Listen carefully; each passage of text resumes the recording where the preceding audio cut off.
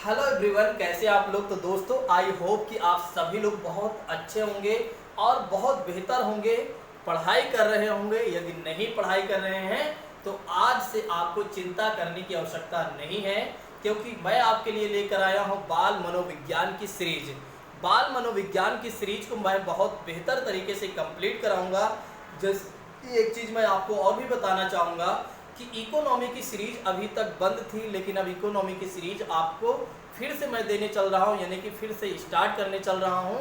और बहुत ही जल्द आज या कल से आपके पास वीडियो पहुंचना प्रारंभ हो जाएंगी। तो दोस्तों, आइए शुरू करते हैं।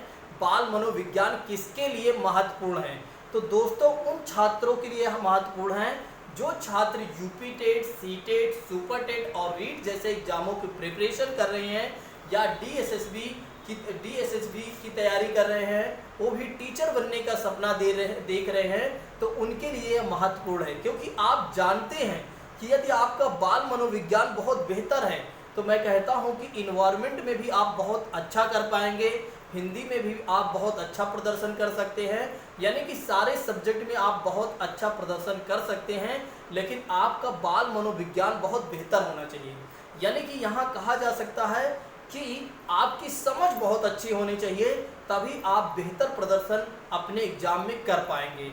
यानी कि बेहतर प्रदर्शन तभी आप कर सकते हैं जब आपको बेहतर जानकारी होनी चाहिए आपके सब्जेक्ट में, आपके टॉपिक में, तब आप बेहतर प्रदर्शन कर पाएंगे। तो आइए शुरू करते हैं, किसी और बात की चर्चा ना करते हुए सीधा अपने आते हैं टॉपिक पर। तो दोस्तों, आज का जो हमारा टॉपिक है वृद्धि और विकास के बारे में।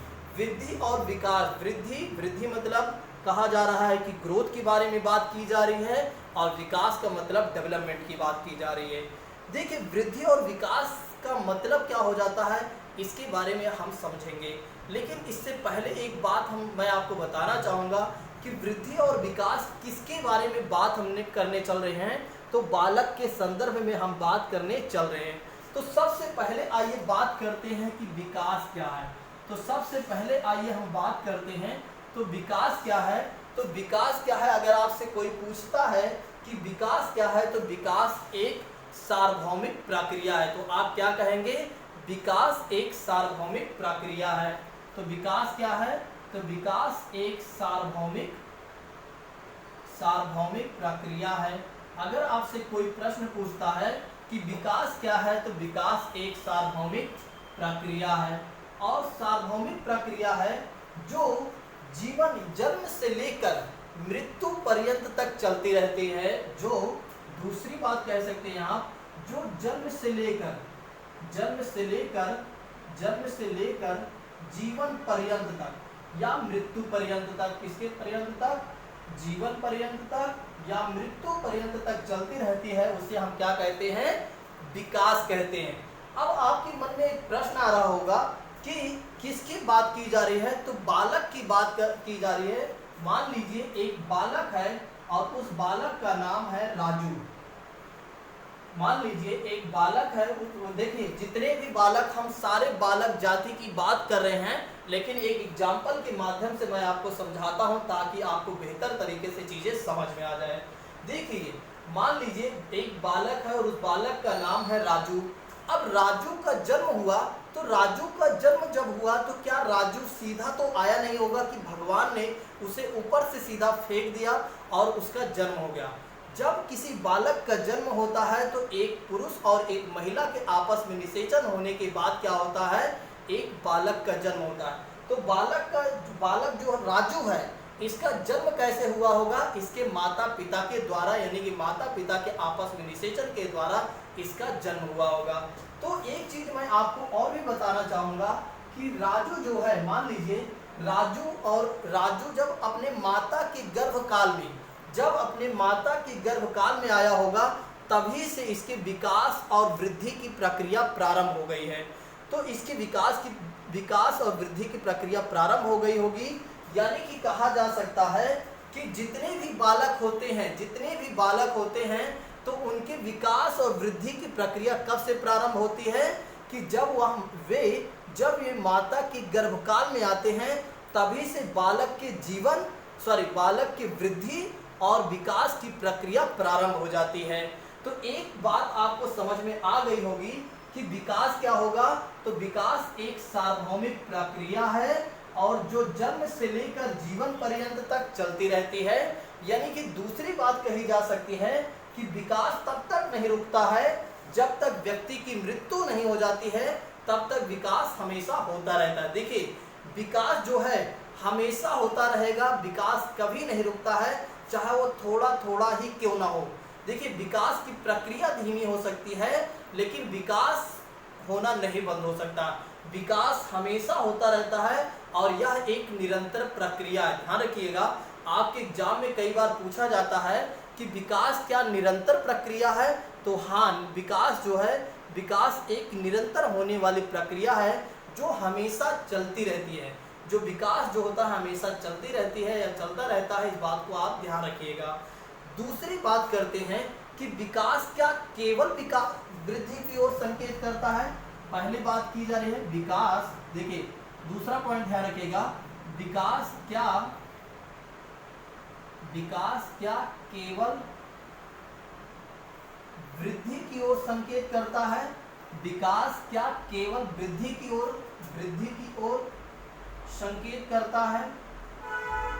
विकास क्या केवल वृद्धि की ओर संकेत करता है। तो नहीं, इस बात को ध्यान रखिएगा कि विकास केवल वृद्धि की ओर संकेत नहीं करता है, बल्कि विकास जो है, विकास के अंतर्गत सभी शारीरिक परिवर्तन से तात्पर्य हो जाता है, जैसे कि मानसिक, सामाजिक और संवेगात्मक परिवर्तन। ये सारी चीजें इसमें किसमें आ जाती हैं, विकास के अंतर्गत आ जाती हैं। तो विकास के अंतर्गत क्या क्या चीजें आती हैं, जैसे कि शारीरिक, मानसिक, सामाजिक और संवेगात्मक जो परिवर्तन शामिल होते हैं वे विकास के अंतर्गत आते हैं। देखिए, अभी मैं आपको विकास और वृद्धि को अलग से समझाऊंगा। अभी केवल मैं आपको एक सामान्य जानकारी दे रहा हूं कि वृद्धि और विकास क्या है, थोड़ा थोड़ा मैं आपको समझा रहा हूं। देखिए, अब आइए बात करते हैं एक प्रश्न को लेकर। एक प्रश्न मैं आपको देता हूं तो आपको बेहतर तरीके से ये चीजें समझ में आ जाएंगी। देखिए, अगर एक प्रश्न मैं आपसे कहूं कि वृद्धि और विकास में किसका सबसे ज्यादा महत्वपूर्ण योगदान होता है, तो एक प्रश्न है, समझिएगा आप लोग, वृद्धि और विकास में किसका महत्वपूर्ण योगदान होता है, किसका महत्वपूर्ण योगदान होता है, यह आपके लिए एक प्रश्न है। तो वृद्धि और विकास में किसका महत्वपूर्ण योगदान होता है, तो पहला विकल्प आप बताइएगा आंसर में, ठीक है, वंशानुक्रम, दूसरा वातावरण, तीसरा विकल्प है वंशानुक्रम तथा वातावरण, और चौथा विकल्प है इनमें से कोई नहीं या इनमें से सभी। चलो, इनमें से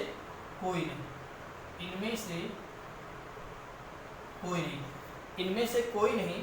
पहला प्रश्न ये है कि वृद्धि और विकास में किसका महत्वपूर्ण योगदान होता है।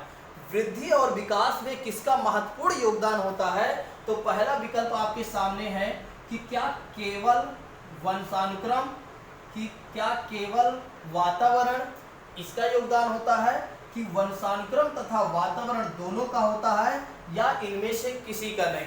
तो इसका जो आंसर हो जाएगा, इसका जो उत्तर हो जाएगा वो तीसरा, कि वृद्धि और विकास में सबसे ज्यादा महत्वपूर्ण किसका योगदान होता है, दोनों का होता है। और वे दोनों कौन से शब्द हैं या वे दोनों कौन से हैं चीजें, वंशानुक्रम और वातावरण। तो वंशानुक्रम और वातावरण का सबसे महत्वपूर्ण योगदान होता है, और किसमें होता है, वृद्धि और विकास में होता है। किसमें होता है, वृद्धि और विकास में होता है। एक चीज यहीं पर मैं आपको और भी समझाना चाहूंगा।